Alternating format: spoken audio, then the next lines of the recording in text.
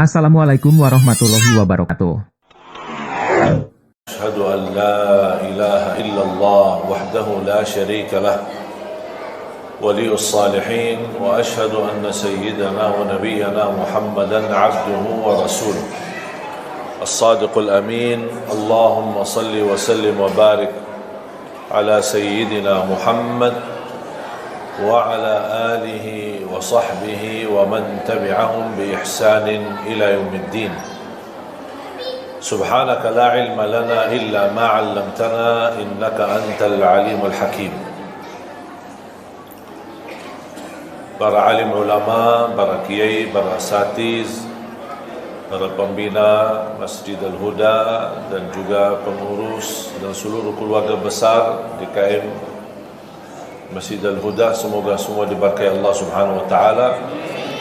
Mohon maaf tidak disebutkan satu persatu, bapa-bapa, ibu-ibu, adik-adik, semua yang hadir, mudah-mudahan semua dimuliakan dan diberkahi Allah Subhanahu wa taala. Alhamdulillah, salah satu nikmat yang agung adalah nikmat umur.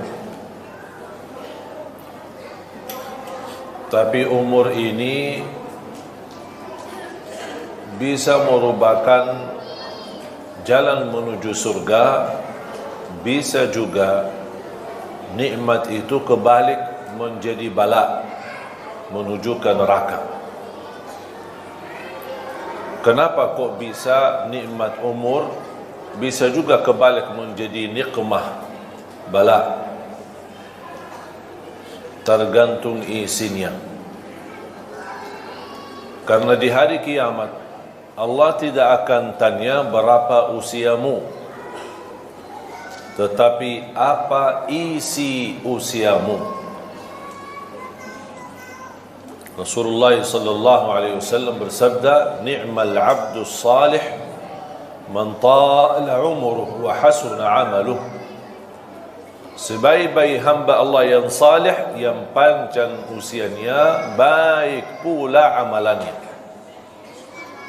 Berarti dia maksimal memanfaatkan nikmat umur karena dia tahu ini anugerah dari Allah, dia tidak mau salah guna. Satu hari lewat tidak bisa dikembalikan. Banyak hal yang kita rugikan tetapi masih bisa kita kembalikan. Saat kita sakit, kita berobat, insya-Allah kembali sehat. Kita rugi usaha, kita bisa bangkit dengan usaha lagi, berbisnis lagi, berdagang lagi. Bahkan dalam kehidupan rumah tangga, orang bisa menikah, gagal satu, gagal yang kedua kali, gagal yang ketiga kali, bisa juga sukses di kawinan yang keempat kalinya. Kita tidak tahu. Tapi maksud saya bisa diatasi persoalannya. Bukan berarti misal kalau kita nikah kemudian gagal, bukan berarti habis kehidupan. Kita masih bisa berkesempatan masing-masing mencari jodoh baru. Barangkali ada yang istri berharap suami bertanggung jawab, mungkin suami yang pertama tidak bertanggung jawab, jodohnya sampai di sini, mereka pisah, bukan berarti kehidupannya sudah habis. Dia masih bisa berusaha lagi. Intinya, apapun yang kita rugikan, bisa kita usaha untuk dikembalikan menjadi lebih baik. Kecuali satu, tidak bisa dikembalikan. Umur dan usia kalau sudah berlalu tidak bisa dikembalikan. 1 jam berlalu tidak bisa dikembalikan. Dan Islam mengajarkan kita tidak boleh memfikirkan masa lalunya, apalagi hal-hal yang buruk, membuat kita lama-kelamaan putus asa. Kalau hal yang lama yang kita lakukan, contoh dosa maksiat, kalau kita ingat terus dosa maksiat tersebut, syaitan mengambil kesempatan untuk membuat kita putus asa dari rahmat Allah. Kita sudah niat taubat, tapi syaitan membuat kita ingat. Apaan kau mau taubat enak-enak, sudah berlaku macam-macam. Gitu datang setan. Membuat kita, ya betul, saya malu sama Allah. Taubat, dosa lagi. Taubat, dosa lagi. Taubat, dosa lagi. Sambil datang setan, ngapain kau taubat-taubat tak jelas. Membuat kita putus asa. Padahal Allah sudah menjaminkan diampuni dosa selama kita selalu bertaubat. Allah tidak bosan mengampuni dosa selama kita tidak bosan bertaubat. Seberapapun dosa kita pasti diampuni. Syaratnya taubat. Dosa lagi, ya taubat lagi.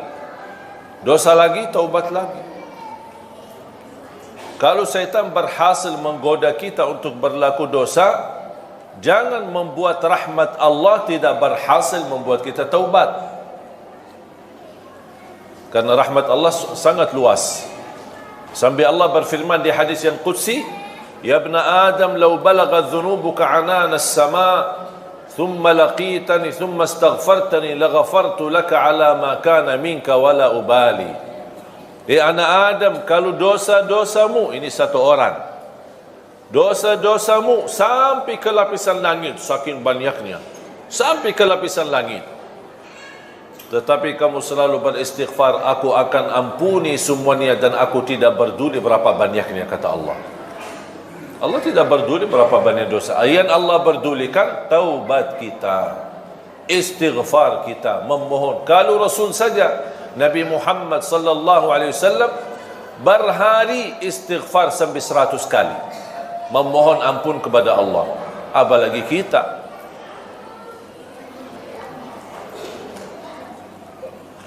Hal-hal nikmat yang sudah berlalu kita tidak boleh kita lupakan.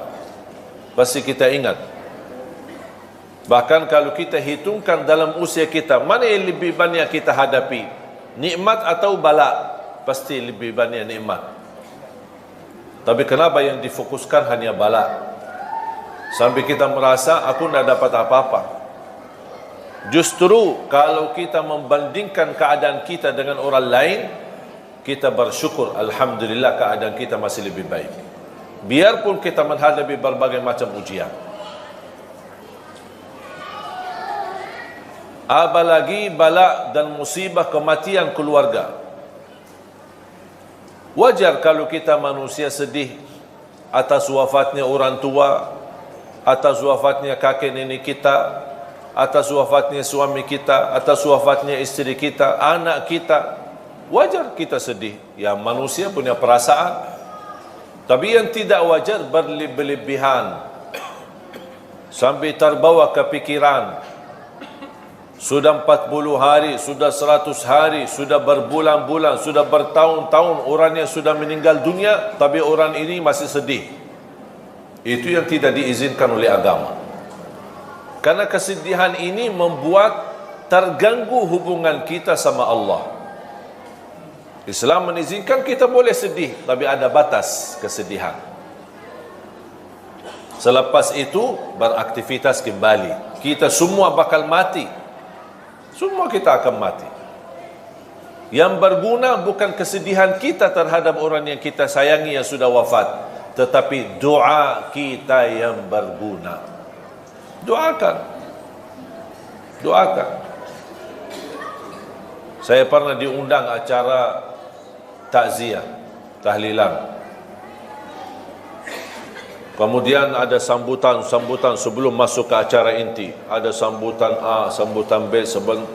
Ini termasuk acara yang paling cepat. Sambutannya cuma sebentar dan satu orang. Baik, yang lain acara sambutannya panjang lebar. Sambil mungkin satu kampung sambutan, baru saya ceramah.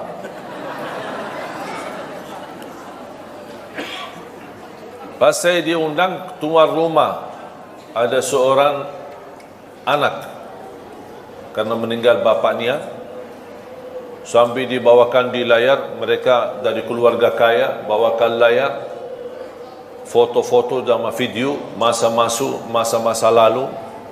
kesenangan mereka, makan bersama, umrah bersama, jalan-jalan bersama, naik kapal bersama, kemana laut, kemana, semua ditayangkan di acara. Sambil anak ni yang perempuan ini sambil cerita bagaimana ayahnya, bagaimana kasih sayangnya, sambil nangis.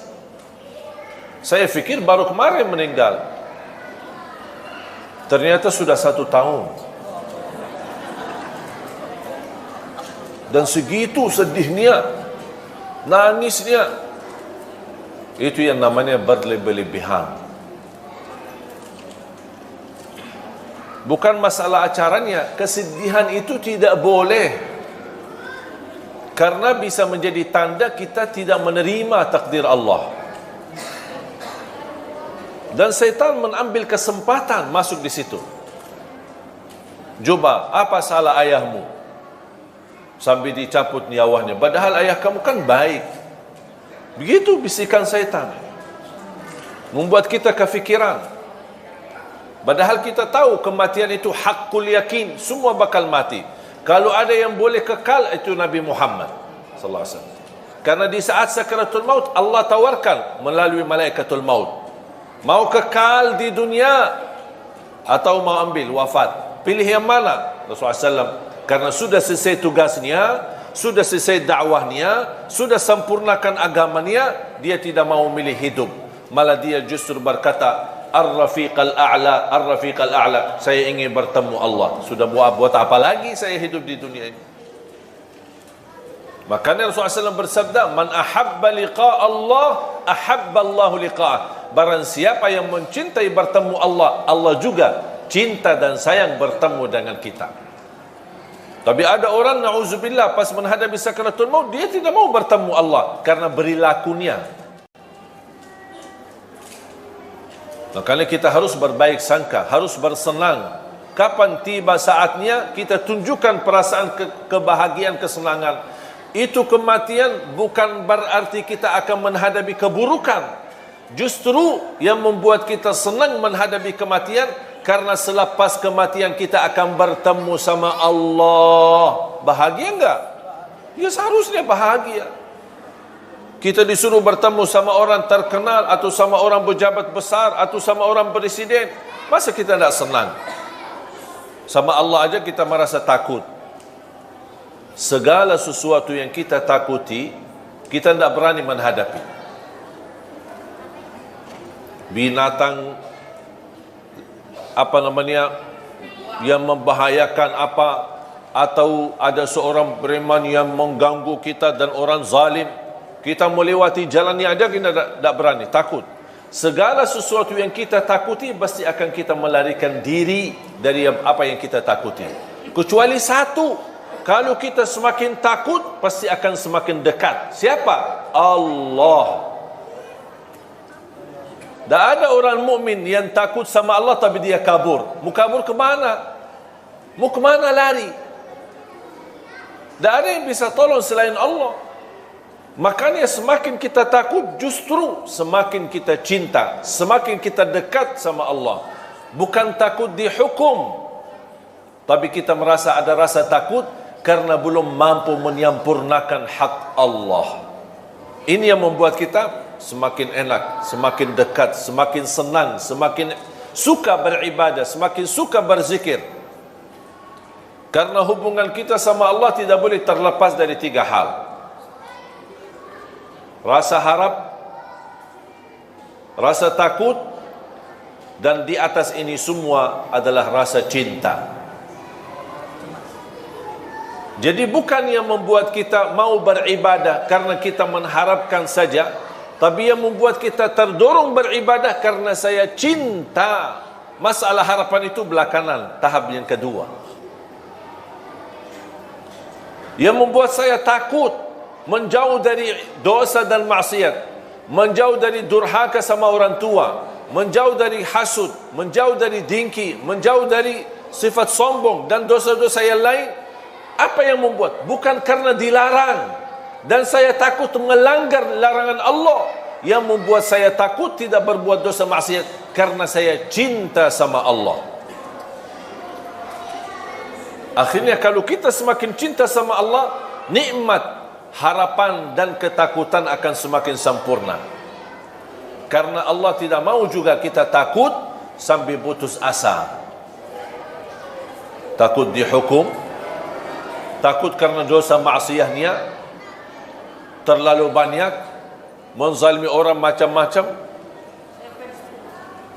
Jadi rasa takut semestinya membuat kita semakin dekat sama Allah. Sampai Rasulullah SAW bersabda, Inni la atqakum lillah wa akhsyakum lah. Aku yang paling bertakwa kepada Allah, kata Rasul, dan aku yang paling takut kepada Allah. Bapak Ibu jamaah sekalian dimuliakan Allah SWT, kembali lagi, yang mendorong kita saat beribadah tidak boleh terlepas dari 3 poin atau 3 hal. Harap. Apa yang kita harapkan dari Allah? Ridha. Kita harap Allah ridha. Kalau Allah ridha sama kita, beres, sudah selesai, tidak ada masalah. Kalau Allah ridha, berarti ibadah pasti diterima. Kalau Allah ridha, kekurangan pasti dimaafkan. Kalau Allah ridha, dosa pun Allah akan tutupi, karena Allah sudah ridha. Ada rasa takut, bukan takut dihukum, tetapi kita takut semakin beribadah, tapi ada rasa takut, jangan-jangan Allah tidak mau terima amal ibadah saya. Oh, barangkali ibadah saya belum baik, barangkali belum ikhlas, barangkali belum sempurna, ada kekurangan khusyuk. Saya kadang-kadang suka berzikir, tapi lebih banyak suka malas. Ini muncul rasa takut. Takut kekurangan ibadahnya, tidak sesuai dengan perintah, tidak sesuai dengan ajaran agama, tidak sesuai untuk meniru Nabi Muhammad sallallahu alaihi wasallam. Dan rasa takut itu akan mendorong kita akan semakin lebih baik. Kalau saya salat asar atau saya salat zuhur, kayaknya belum sempurna ya, masih ada kekurangan, insya-Allah saya salat sunnah ba'diyah. Karena tugas salat sunnah qabliyah ba'diyah menutupi kekurangan salat wajibnya. Belum sempurna sunnah qabliyah ba'diyah, udah saya tambah lagi salat duha, saya tambah lagi sunnah wudu, saya tambah lagi salat tasbih, saya tambah lagi salat hajat. Belum lagi, masih ada kekurangan, saya tambah lagi salat tahajud, walaupun 2 rakaat, tutup witir, tidak harus 8 rakaat, tidak harus 10, tidak harus 20. Boleh enggak saya salat tahajud cuma 2 rakaat? Ya boleh. Witir langsung ditutupi witir. Jadi tahajud itu tidak semestinya jumlah yang banyak.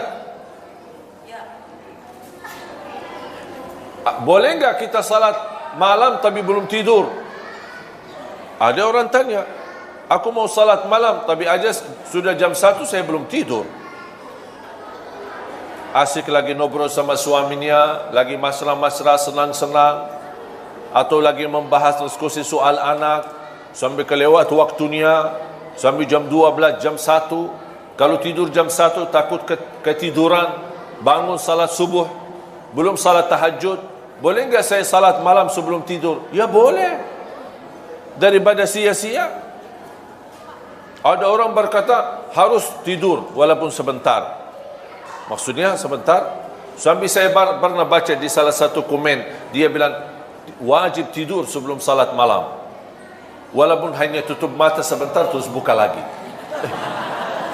Itu bukan namanya tidur. La yukallifullahu nafsan illa usaha. Tidak ada ajaran yang membebani kita. Ibu-ibu, bapa-bapa yang sudah biasa tidur dan bangun tahajud, teruskan. Itu lebih baik. Tapi yang belum terbiasa, malas-malasan, suka tidur dan ketiduran, syukur-syukur bangun subuh, daripada tidak salat witir dan salat malam, tertulis nama kita menjadi ahli tahajud, mendingan kita salat baru tidur. Ada orang bertanya, gimana kalau saya salat malam, tutup witir, kemudian saya tidur, tiba-tiba saya bangun, saya lihat jam, masih ada 40 minit belum azan subuh. Boleh enggak saya tahajud lagi? Boleh, tapi tidak boleh witir lagi, karena Rasulullah SAW tidak mengizinkan 2 kali witir dalam satu malam. Tidak boleh 2 kali witir dalam satu malam. Faham, Bu? Alhamdulillah, Islam mudah. Kalau selalu ada harap. Apa yang kita harapkan? Ridha Allah. Di bawah ridha Allah pasti surga. Masa ada orang-orang beribadah tapi tidak mengharap surga? Terus maunya apa? Mau neraka. Harap surga dan takut neraka. Tapi lebih daripada harap surga dan takut neraka, yang membuat kita mau mencintai Allah, mau beribadah kepada adalah rasa cinta. Itu yang paling tinggi. Contoh, ibaratnya seperti burung. Kira-kira burung tanpa kepala bisa terbang enggak? Burung dengan kepala tapi tidak ada sayap bisa terbang enggak? Itu orang mukmin. Kepala adalah cinta, 2 sayap harap dan takut.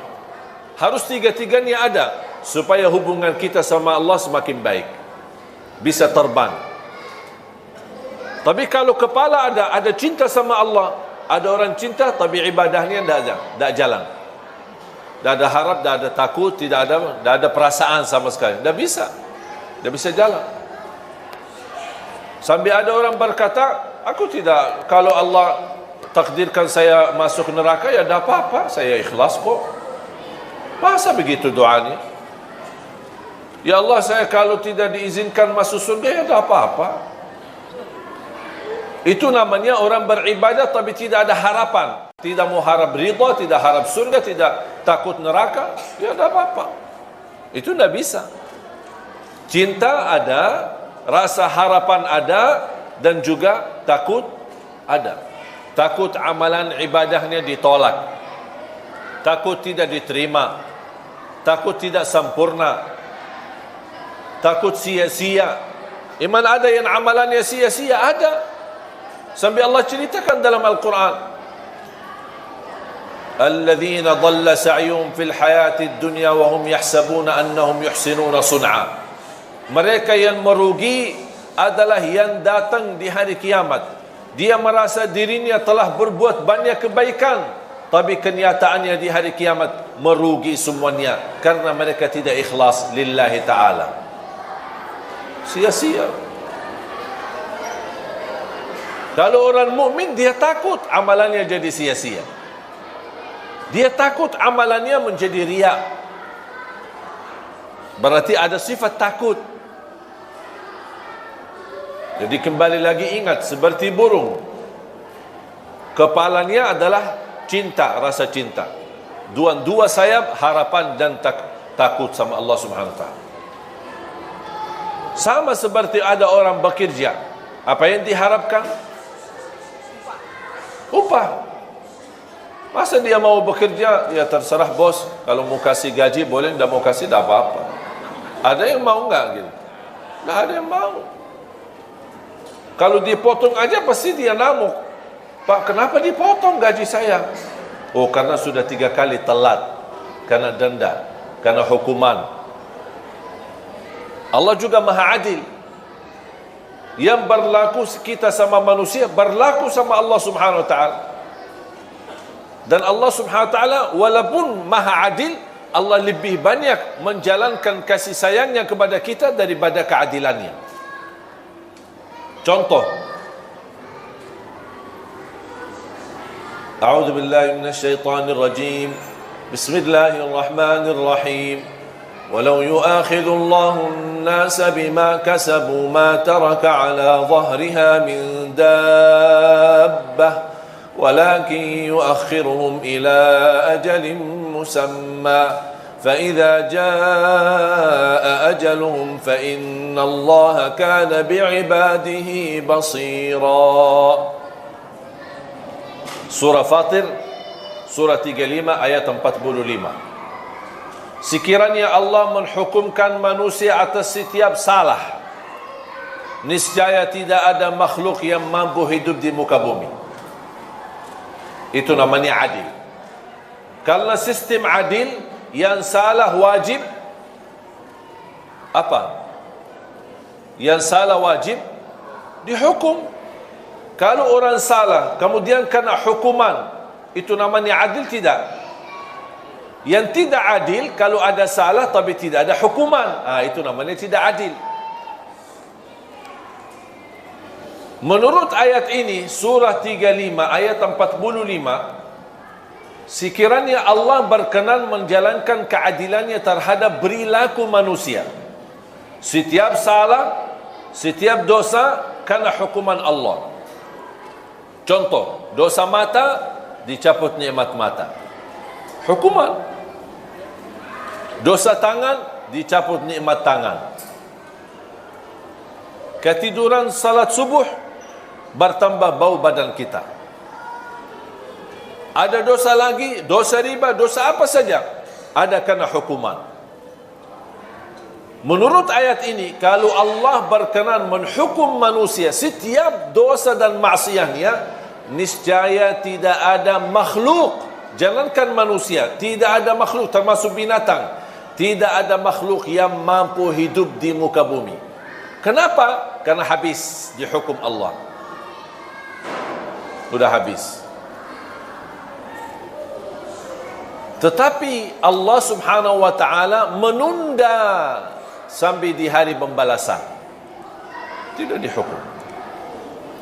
Bayangkan aja, kalau setiap dosa bau badan kita, dosa lagi tambah keras bau badan kita, dosa lagi bertambah keras bau badan kita, kira-kira berani enggak keluar rumah? Langsung ditandain orang, bau ya, dosanya banyak. Langsung ditandain orang. Malu kita sama orang. Makanya tanda sesuatu salah atau dosa apa? Ada dua tanda. Kadang-kadang ada orang melakukan sesuatu tapi dia berkata tidak apa-apa. Mau enggak tahu ini salah atau tidak? Lihat dua hal. Pertama, ada enggak sesuatu di hati tidak enak? Kalau muncul perasaan di hati tidak enak, berarti itu tidak benar. Tinggalkan saja. Jangan kesana kemari cari fatwa. Majlis ulama, kiai, ustaz. Kalau sudah muncul perasaan di hati tidak enak, jauhkan. Kalau bukan haram, berarti syubhat. Syubhat. Hati-hati dari syubhat. Islam mengajarkan hal-hal yang tidak jelas pun kita jauhi, apalagi kalau sudah jelas haram. Tanda yang kedua, kalau kita melakukan hal tersebut, kita malu dilihat orang. Faham, Bu? Saya ulang lagi. Tanda yang pertama, apa yang kita lakukan atau ada yang mau melakukan sesuatu, kalau muncul perasaan di hati tidak enak, berarti jangan dilakukan. Walaupun ada kiai, ustaz bilang boleh. Tanya diri, jangan tanya ustaz. Tanya hati. Kalau hatinya tidak enak, itu fitrah. Tidak mungkin Allah memberikan hati tidak enak kalau sesuatu yang boleh. Kalau sesuatu boleh dalam pandangan agama, pasti hati enak. Kalau sesuatu yang tidak boleh, walaupun kita belum faham karena masih bodoh agama, tapi muncul perasaan tidak enak, berarti sudah cukup menjadi tanda Anda jauhi. Cukup. Walaupun hal itu tidak haram 100% atau tidak jelas haramnya, kalau muncul perasaan tidak enak, itu tanda kalau tidak haram berarti syubhat. Syubhat artinya belum jelas. Islam menajarkan kalau belum jelas, mendingan tidak usah daripada salah. Tanda yang kedua, kalau kita lakukan muncul perasaan, kalau ayah saya tahu, malu. Berarti tidak benar itu. Kalau guru saya tahu, pasti marah. Berarti tidak benar. Berarti kalau ada tanda malu dilihat sama orang, atau ditahu sama orang, berarti ketahuilah yang kita lakukan itu tidak benar, tidak baik. Sudah faham? Dan ini bukan kata saya, itu kata Rasulullah sallallahu alaihi wasallam. Wal ithmu ma haka fi nafsika wa karihta an yattali'a alaihi an-nas. Dosa dan keburukan adalah yang jengkel di hati, ada perasaan tidak enak, kayak rasa gatal, kefikiran, di mana ya? Itu sudah Rasul kasih tahu. Berarti Rasul mengajarkan kita, tanya hatimu dulu. Tanya hatimu dulu. Hati yang suci, hati yang fitrah, insya-Allah tidak mungkin terima kemungkaran, tidak mungkin terima kebatilan, kecuali na'udzubillah kalau hatinya munafik. Semuanya halal, bahkan yang haram jadi halal, boleh. Korupsi dia membolehkan, malah bagi uang korupsi untuk haji. Enak. Dia fikir Allah mau terima. Allah maha baik dan Allah tidak terima selain yang baik. Jangan mencuri orang, curi hartanya terus sedekah. Saya suka anak yatim, tapi diambil curian orang. Nah, Allah tidak bakal terima. Allah terima yang halal. Dari mana dan kemana? Makanya kita ingat, kembali kepada fitrah dan hati kita yang suci. Apapun yang jengkel di hati, atau kita malu dilihat dan ditahu sama orang, berarti sudah menjadi tanda cukup buat kita tidak melakukan hal tersebut. Bapak Ibu jamaah sekalian dimuliakan Allah Subhanahu wa taala. Manfaatkan usiamu. Allah sendiri bersumpah dalam Al-Quran, illa alladhina amanu wa amilus salihat wa tawasaw bil haqq wa tawasaw bis sabr. Demi masa, demi waktu, apapun di dalam Al-Quran, kalau Allah berani bersumpah, itu berarti tanda sesuatu kemuliaan di belakang sumpah itu. Ada sesuatu kemuliaan di belakang sumpahan Allah Subhanahu wa taala. Allah ingin menyampaikan kepada kita, demi masa, demi waktu, berarti waktu dan masa itu berharga bagi Allah Subhanahu wa taala. Allah boleh bersumpah dengan apa saja, tapi kita manusia tidak diizinkan bersumpah kepada selain nama Allah. Demi Allah, wallahi, lillahi. Tapi kalau Allah bersumpah banyak, wasyamsi wadduhaha wal qamari idza talaha wadduha wattini wazzaitun wal fajr was samai wat tariq was samai dzatil buruj. Ini semua namanya sumpah. Dan Allah berhak bersumpah dengan apa saja, termasuk wal asr. Allah bersumpah dengan demi masa, demi waktu. Gara-gara waktu dan masa, banyak manusia bakal merugi, kata Allah. Kenapa merugi? Karena dia tidak memanfaatkan waktu itu. Termasuk waktu adalah umur. Makanya sebaik-baik hamba, yang panjang usianya, baik pula amalannya. Sebaliknya seburuk-buruk hamba, yang panjang usianya tapi buruk amalannya.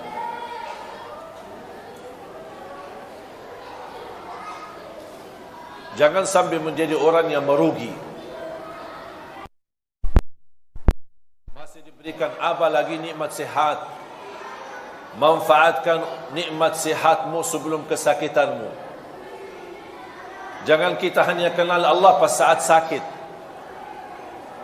Sudah sakit, tidak akan maksimal. Dulu masih sehat, tapi tidak salat. Pas begitu sakit, tidak bisa berdiri, terpaksa salat duduk. Makanya di dalam keadaan duduk, pasti pahalanya tidak sempurna. Siapa yang diberikan kesempurnaan pahala ketika dia sakit? Kalau dia di masa sehat, tetap masih beribadah. Ketika dia sakit, Allah tidak akan menurani kesempurnaan pahalanya. Karena dia di masa sehat, tetap jaga ibadah. Beda sama yang dikurangi pahalanya. Di masa sehat dia tidak beribadah, pas di masa sakit dia ingat sama Allah. Allah tidak akan sempurnakan pahalanya. Makanya Rasulullah SAW mengingatkan, manfaatkan usia kuatmu di saat kuat, masih muda, sebelum kelemahanmu di saat lemah, sudah tidak kuat. Manfaatkan usia mudamu sebelum usia tuamu. Manfaatkan kekayaanmu sebelum kemiskinanmu. Manfaatkan usia kesihatanmu sebelum kesakitanmu. Manfaatkan kehidupanmu sebelum menghadapi kematianmu. Ini Rasul mengajarkan, manfaatkan. Pasti orang yang lagi sihat beda sama orang yang sakit. Yang sihat kan masih bisa beraktivitas, ikut bantu panitia, ikut masjid, bisa bola balik ke masjid. Kalau yang sakit, tidak setiap waktu bisa ke masjid. Makanya Rasul mengajarkan, manfaatkan nikmat sihatmu. Di usia muda tidak mungkin sama dengan usia tua. Aktivitasnya pasti berkurang, apalagi sudah pensiun. Apa sih, mau kemana sih? Dah ada, diam di rumah, sambil ribut-ribut di rumah, sambil semua keluarga besar merasa terganggu. Pak, dah ada kerjaan ya? Oh, lagi dah ada kerjaan, sudah pensiun. Matiin TV, hidupin TV, matiin AC, hidupin AC. Mau kemana? Dari mana? Sudah dah ada kerjaan lagi. Dah ada kerjaan. Beda sama orang yang ada kesibukan dalam kebaikan. Saat kita ada harta, jangan lupa kita sisahkan rezeki buat nafkah, infak, sedekah, kebaikan. Kenapa? Karena bisa nanti satu saat kita miskin, tidak berkesempatan. Makanya Islam mengajarkan, di saat masih ada, manfaatkan di ketika ada untuk di jalan Allah Subhanahu wa taala. Supaya Allah ganti. Kalau tidak dapat diganti di dunia, dijamin akan diganti berlipat ganda di akhirat, sampai 700 kali lipat. Dan selalu saya berkata, isilah tabungan rekening akhirat sebelum tabungan rekening dunia. Kalau tabungan rekening dunia yang kita fokuskan untuk isi, besok kita meninggal, kita yang isi, kita yang capek kumpulkan, tapi dimanfaatkan orang lain. Ahli waris. Syukur-syukur kalau ahli waris salih-salihah, kalau tidak ribut-ribut. Tapi kalau kita isi tabungan akhirat, siapa yang bermanfaat bukan buat ahli waris, tapi manfaatnya buat diri kita. Makanya kata ulama, rizki yang sesungguhnya bukan yang kita simpan, bukan yang kita wariskan kepada ahli waris, tapi rizki yang adalah yang milik kita, yang kita akan bakal ketemu adalah yang kita buatkan di jalan Allah. Yang kita keluarkan di jalan Allah berarti ini buat diri kita, bukan buat siapa-siapa. Sedekah subuh disertai doa. Walaupun ibu-ibu lagi halangan tidak salat, boleh enggak kita tetap jalani sedekah di waktu subuh? Tetap masih boleh. Isi sedekah disertai doa. Contoh, ya Allah, aku mohon dengan berkat sedekah ini, sembuhkan kedua orang tua. Kalau orang tua lagi sakit, orang tua sudah tidak ada, ya Allah, aku mohon dengan berkat sedekah ini, titipkan pahalanya untuk kedua orang tua. Yang sudah lama menikah, belum punya keturunan, ya Allah, aku mohon dengan berkat sedekah ini, mudahkan keturunan dan dahsyat dan kekuatan sedekah subuh.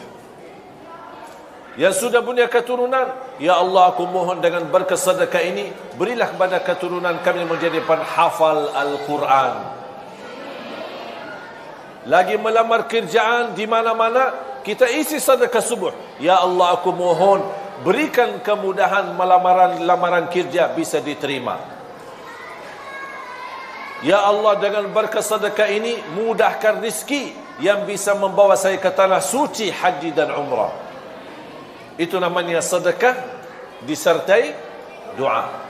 Tapi tolong Bapak Ibu disesuaikan sedekahnya. Jangan sedekahnya koin tapi doanya sampai terbit matahari. Malu sama Allah. Kata malaikat, sedekahnya koin-koin, teng-teng-teng, tapi kok doanya dah habis-habis. Kalau saya usulkan, satu kali sedekah, fokus satu hajat. Begitu tuntas hajatnya, nanti lanjut lagi sedekah untuk hajat yang lain. Wallahi bapa ibu, sedekah subuh dahsyat manfaatnya. Mulai hari ini, ibu, bapa, adik-adik, teman-teman semua sekalian, mulai hari ini masing-masing punya kotak amal sendiri. Suami satu, isteri satu, anak-anak satu masing-masing. Termasuk anak-anak kita, supaya diajarkan dari kecil. Anak bayi kita, ibu yang masukin sedekahnya atas nama si bayi itu. Supaya mereka tertanam dari kecil cinta sedekah, cinta memberi. Karena ini sifat-sifat para nabi, para awliya, para salihin, memberi. Rasul pun tidak punya apa-apa, tapi suka memberi. Makanya isi sedekah termasuk anak-anak kita. Ajarin anak-anak untuk bisa berdoa. Lagi menghadapi ujian, isi sedekah subuh. Ya Allah, mudahkan ujian biar saya lulus. Ajarin. Segala hajatnya sekecil apapun, insya Allah diberikan kemudahan oleh Allah Subhanahu Wa Taala. Ajarin anak-anak kita seperti itu. Ketika sudah isi kotak amal atau botol atau kaling, langsung sedekahkan dengan segala isinya. Kalau sudah isi, sudah full, tidak bisa isi lagi, sedekahkan. Dan saya nasihatkan, jangan dicoba buka kotak amal tersebut. Jangan dibuka. Saya khawatir kalau dibuka, rubah fikiran. Lumayan ini. Apalagi ada tagihan bulan ini, ada tagihan sana, tagihan sini. Udah. Karena sifat manusia cinta harta. Cinta harta. Biar orang susah payah miskin, tapi cinta tetap harta. Ketika muncul ada pemberian, dia tidak mau. Makanya saya bilang, ketika kotak amal jangan dibuka, tutup mata, serahkan aja. Boleh ke masjid, ke musalla, kepada salah satu pengurus yang kita percaya, atau ke yayasan, ini tolong silahkan bebas digunakan. Sedekah buat tahfizul Quran, bina anak-anak hafiz Quran, apa saja boleh kita sedekahin. Anak yatim, orang miskin, duafa, bisa kita kumpulkan. Sekali lagi, jangan dibuka ya. Setuju? Sudah isi, bismillah, ikhlas lillahi ta'ala. Datang syaitan, buka aja, lihat aja isinya, biar ibu tahu berapa jumlah sedekahnya. Dah usah terima. Dah, maaf syaitan, saya tidak mau. Saya tidak mau tahu. Saya lillahi ta'ala, sekecil apapun, seikhlas apapun, sebanyak apapun, lillahi ta'ala. Dan saya sudah mengajarkan diri saya, lebih baik banyak ikhlas daripada sedikit tidak ikhlas. Setuju? Apaan setuju? Banyak ikhlas daripada biasanya apa? Oh, sedikit ikhlas daripada banyak. Oh, itu 2018. Sekarang 2019. Kita masih semua berubah. Semua kata-kata yang dulu kita ganti. Ganti semuanya. Lebih baik banyak ikhlas daripada sedikit tidak ikhlas. Ini selalu kita niatkan. InsyaAllah akan Allah hantarkan rezeki lebih daripada kecukupan, yang bisa berguna buat diri kita, berguna juga buat umat. Yang terakhir, saya ingatkan ada satu hal yang sangat penting. Ya, silakan bagus.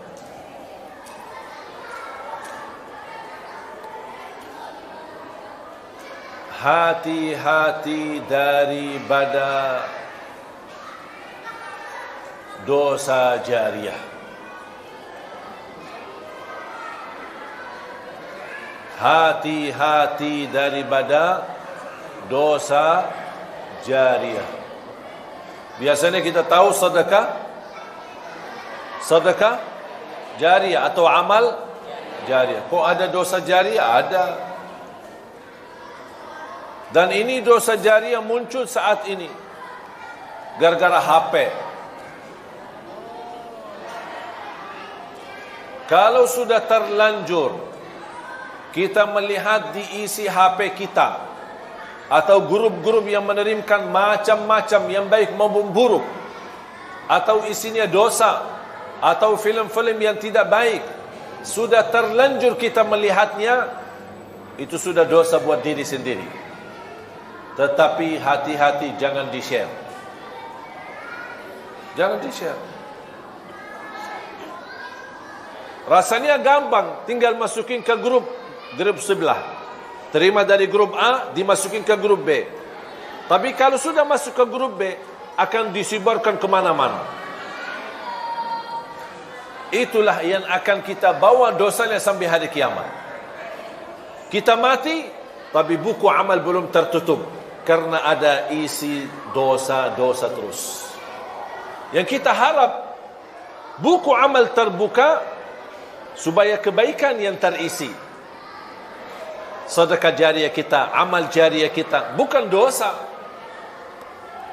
Hati-hati jemaah sekalian. Kalau anda merasa malu menegur kemungkaran, ada orang kirimkan satu video atau satu rekaman atau satu tulisan, tapi kita malu menegur karena itu mungkar, dosa, tapi kita merasa malu. Kalau saya tegur, nanti aku baru belajar 2 hari ku jadi ustaz. Langsung diolah-olah sama orang. Kalau kita malu menegur mereka, mengingkari kemungkaran, sudah terlanjur kita lihat, jangan di-share ke orang lain. Walaupun itu satu orang. Bayangkan kalau satu orang ke satu orang ke satu orang, dari grup ke grup ke grup, bisa melebarkan banyak. Bisa jutaan orang dalam usia, bahkan dalam habis kematian kita. Itulah yang akan kita tanggung dosanya sampai hari kiamat. Na'udzubillah. Makanya hati-hati. Dan ini bukan kata saya, tapi kata Rasulullah sallallahu alaihi wasallam, "Man sanna fil Islami sunnatan hasanah, falahu ajruha wa ajru man 'amila biha ila yaumil qiyamah." Barang siapa yang menghidupkan sesuatu kebaikan atau share sesuatu kebaikan, dia akan mendapatkan pahalanya, dan semua yang mengamalkan kebaikan tersebut, dia akan sama juga mengikut dapat pahalanya sampai hari kiamat. Dan barang siapa yang menghidupkan keburukan atau menyebarkan keburukan sampai dia mati, akan keburukan itu masih jalan, akan dia dapat dosanya sampai hari kiamat. Na'udzubillah min zalik. Hati-hati. Makanya HP ini alat mubah, bisa jadi halal, bisa jadi haram, tapi dia alat mubah. Maksudnya apa mubah? Tidak ada pahala, tidak ada dosa. Itu mubah. TV mubah atau haram? Mubah. Alat, semua alat itu namanya mubah. Mic, alat, semua itu namanya alat. Tergantung gunanya.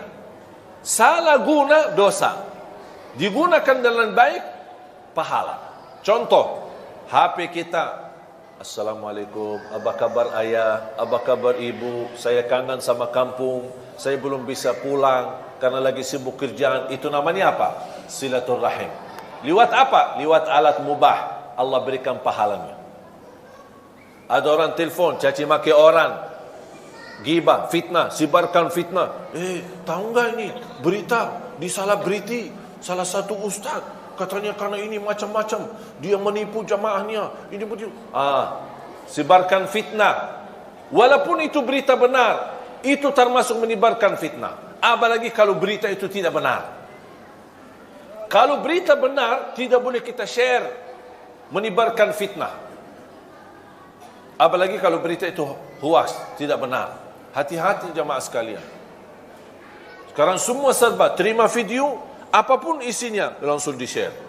Bahkan ada satu orang saya pernah perhatikan, dia terima, dia belum lihat, langsung copy share, copy share, copy share. Saya bilang, kamu sudah lihat enggak? Belum.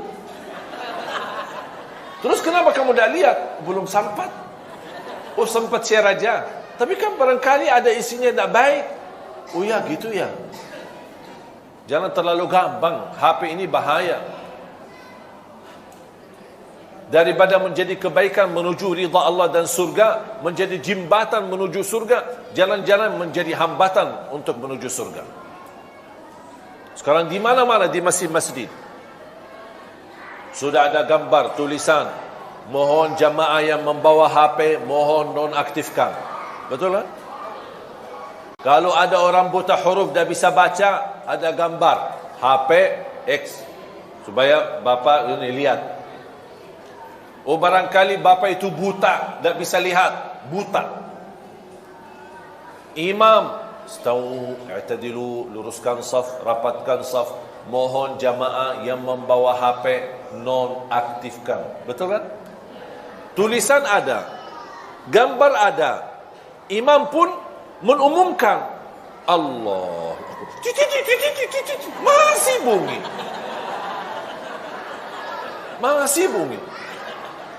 Terus maunya apa? Setiap orang masuk masjid diberikan surat masing-masing, tanda tangan berjanjian untuk masuk ke masjid ini, mohon nonaktifkan. Biar datang baru silahkan masuk. Maunya seperti itu. Yang lebih parah lagi, kalau anggaplah manusia, mohon maaf Ustaz, jangan berlebih-lebihan. Kadang kita kan manusia, suka lupa. Kadang-kadang walaupun imam sudah mengumumkan, tapi kadang-kadang kefikiran, tidak sadar, saya lagi menghadapi masalah. Ya, saya maafkan. Kita lupa, kefikiran, apapun alasannya. Sudah terlanjur, Allahu Akbar, sudah terlanjur mulai salatnya, lupa nonaktifkan HP-nya atau diselang.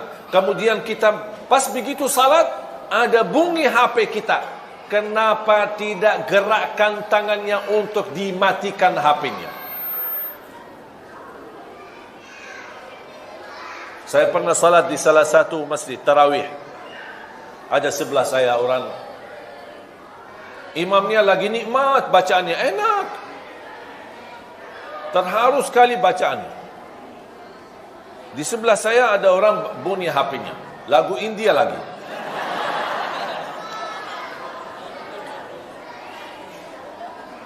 Alhamdulillah tidak bunyi lama, sebentar yang ini terus mati. Alhamdulillah. Walaupun hilang kekhusyuan sebentar, tapi bisa kembali lagi fokus untuk menikmati bacaan imam. Bunyi lagi HP-nya, tapi lama sekali. Dan orang yang di sebelah saya diam gini. Kayaknya khusyuk. Itu bukan khusyuk, pura-pura khusyuk. Mati. Pas yang ketiga kali, karena imam itu di salah satu masjid bacaannya panjang, lebih dari satu halaman, satu rakaat. Masih bunyi lagi yang ketiga. Pas yang ketiga saya tidak sabar, saya langsung begini. Ya, ingatkan, barangkali dia tidak sadar, saking khusyuknya dia tidak dengar HP-nya.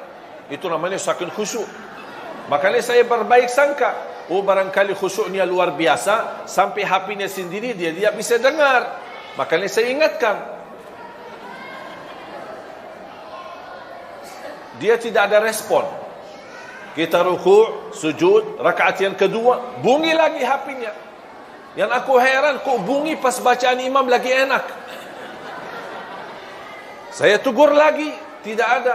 Akhirnya saya terpaksa, Pak, matiin HP-nya. Saya batal salat. Terus mau gimana? Tadi diganggu, kekhusyuan kita lagi berupaya. Salat kita kan lagi mujahadah. Khusyuk, hilang khusyuk. Khusyuk, hilang khusyuk. Khusyuk, hilang khusyuk.